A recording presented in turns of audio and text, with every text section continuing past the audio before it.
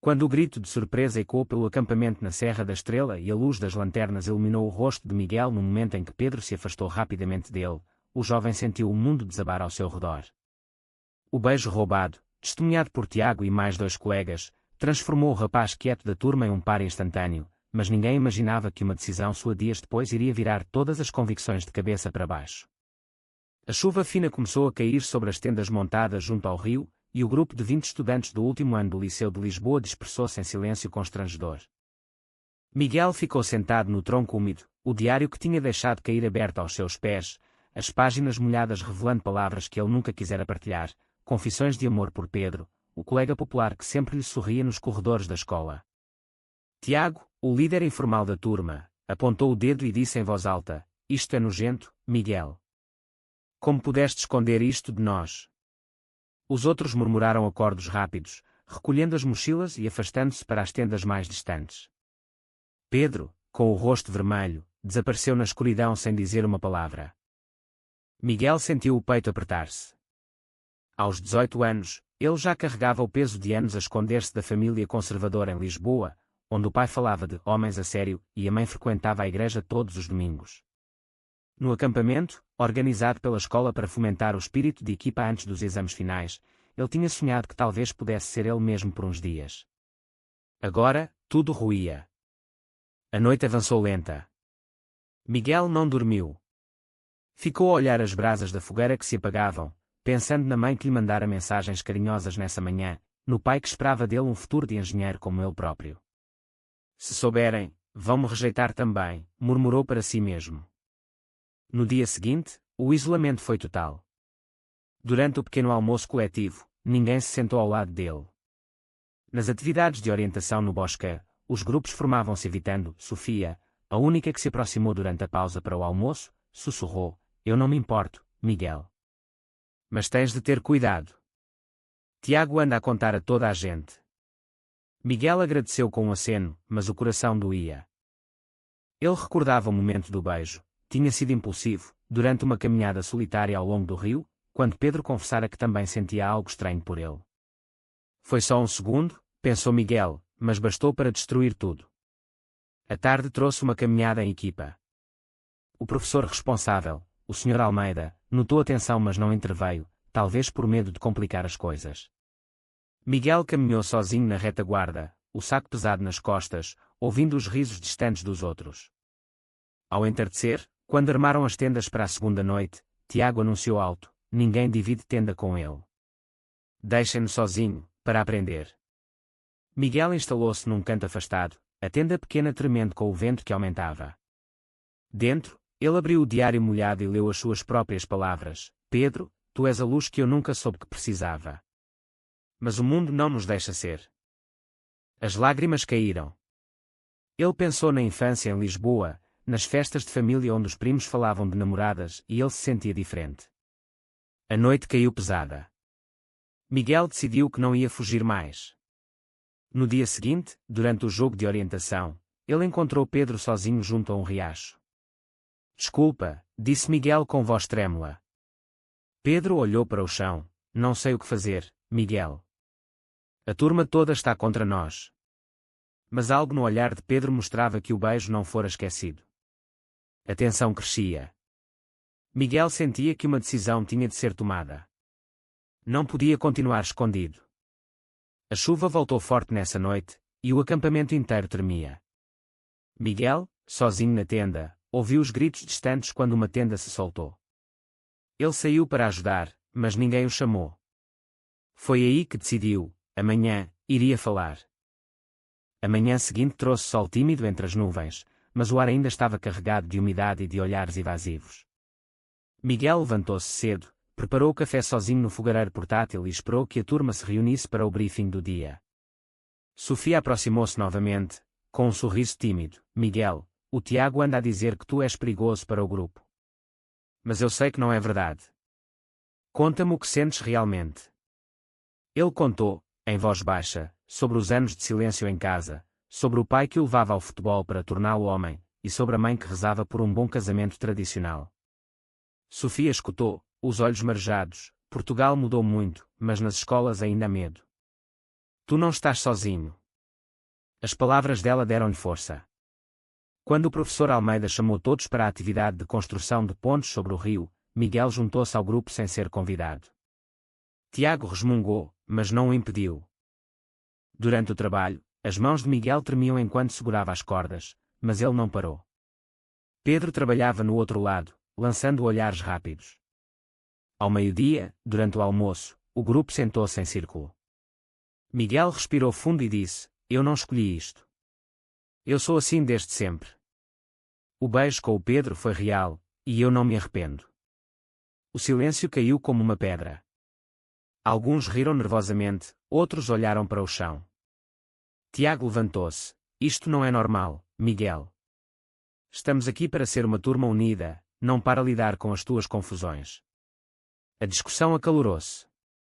Miguel defendeu-se com calma, falando das leis em Portugal que protegiam a igualdade, do orgulho que sentia por ser de Lisboa, cidade que já tinha desfiles de arco-íris.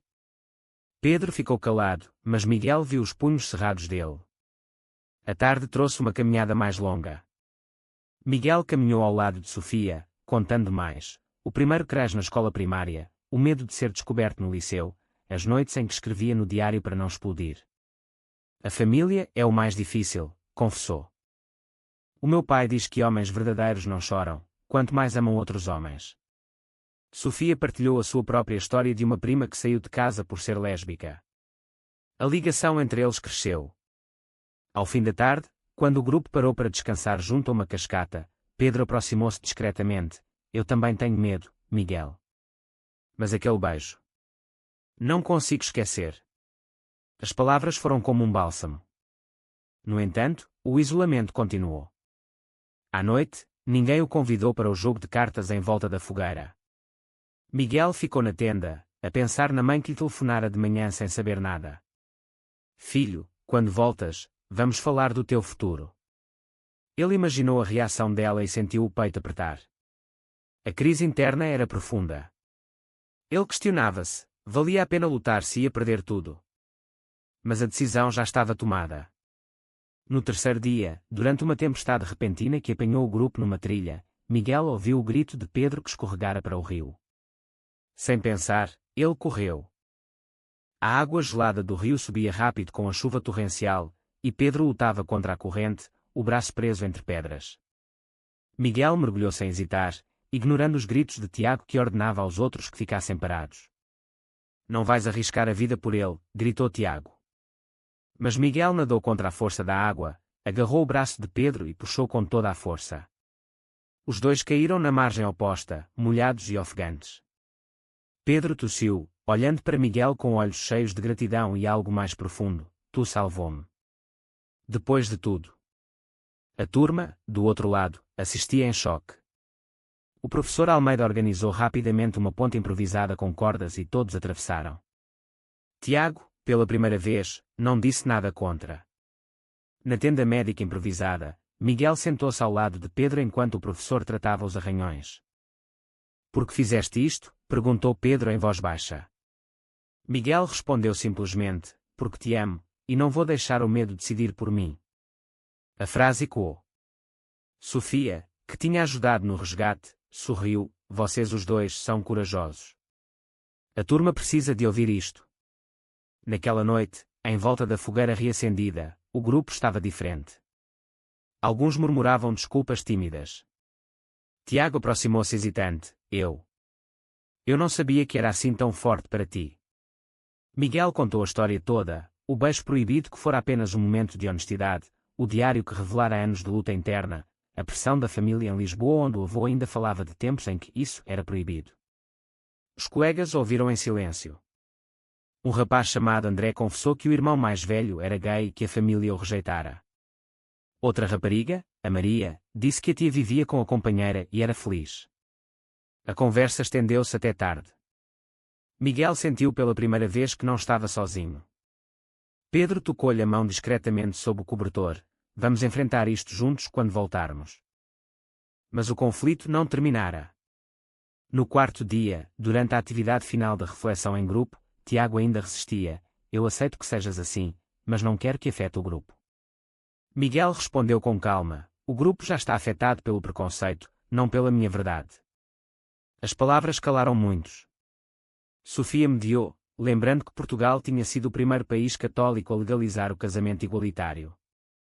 Miguel pensou na mãe e no pai, imaginando a conversa que teria ao regressar. O crescimento interno era palpável, ele já não se via como vítima, mas como alguém capaz de mudar os outros. A amizade com Sofia aprofundou-se, ela prometeu defendê-lo na escola. Pedro, aos poucos, começou a sorrir abertamente para ele diante dos outros. A tensão aumentava ainda, mas agora era de transformação, não de rejeição. Na última noite, antes de desmontarem as tendas, Miguel escreveu no diário uma nova página. Hoje, salvei mais do que uma vida. Salvei-me a mim mesmo. O regresso a Lisboa foi marcado por um autocarro silencioso mas já não hostil. Miguel sentou-se ao lado de Pedro, e Sofia à frente, formando um pequeno círculo de apoio. Tiago, no fundo, olhava pela janela, pensativo. Durante a viagem, conversas esporádicas surgiram. André perguntou a Miguel sobre como ele descobrira a orientação, e Miguel respondeu com honestidade, sem drama. Foi gradual, como crescer. Não foi escolha. A turma ouviu. Quando chegaram à escola, o rumor já se espalhara, mas algo mudara. O professor Almeida chamou Miguel para uma conversa privada. O que fizeste no acampamento foi corajoso. A escola vai apoiar-te. Em casa, a mãe notou a mudança no filho. Estás mais confiante, filho. Miguel hesitou, mas decidiu esperar o momento certo. Pedro encontrou após as aulas. Eu contei aos meus pais. Eles ficaram chocados, mas não me rejeitaram.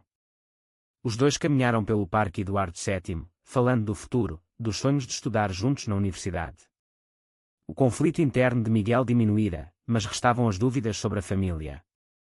Uma semana depois, durante uma reunião de turma para planear a festa de final de ano, Tiago levantou-se e disse publicamente: eu errei com o Miguel. O que ele fez no Rio mostrou-me que coragem não tem género nem orientação. A turma aplaudiu. Sofia organizou um pequeno grupo de apoio, e mais alunos se juntaram. Miguel sentiu o peso levantar. Mas a prova final veio quando o pai descobriu através de um colega de trabalho. A conversa em casa foi dura, o pai gritou, a mãe chorou. Miguel manteve-se firme: eu sou vosso filho. Isto não me torna menos homem. Dias depois, o pai pediu desculpa, ainda confuso mas disposto a aprender. A turma, agora unida de forma nova, incluiu Miguel em todos os planos. Pedro e ele partilhavam olhares cúmplices, sabendo que o amor deles era real e aceito. O crescimento era coletivo, preconceitos caíam, amizades fortaleciam-se. Miguel olhava para trás e via o acampamento como o ponto de viragem. A ação corajosa, salvar Pedro e falar abertamente, tinha criado ondas que mudaram todos. Os meses seguintes trouxeram a formatura e novas amizades. A turma organizou uma festa onde Miguel e Pedro dançaram juntos pela primeira vez em público, sob olhares agora sorridentes.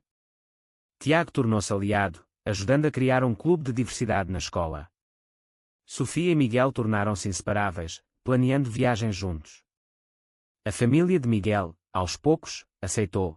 A mãe abraçou e disse: amo-te como és. O pai, ainda em processo, assistiu à formatura com orgulho discreto.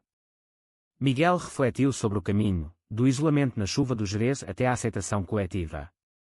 Pedro e ele partilharam o primeiro beijo verdadeiro em liberdade, num banco do parque, sem medo.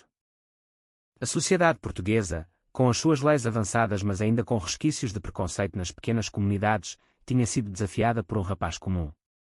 Miguel cresceu, tornando-se mais confiante, pronto para a universidade e para uma vida autêntica.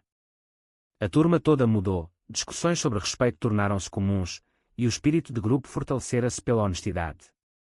No final, Miguel escreveu no diário: o acampamento não foi só uma viagem. Foi o começo da minha verdadeira vida. A história terminou com a turma reunida para uma última foto, todos juntos, sem exclusões.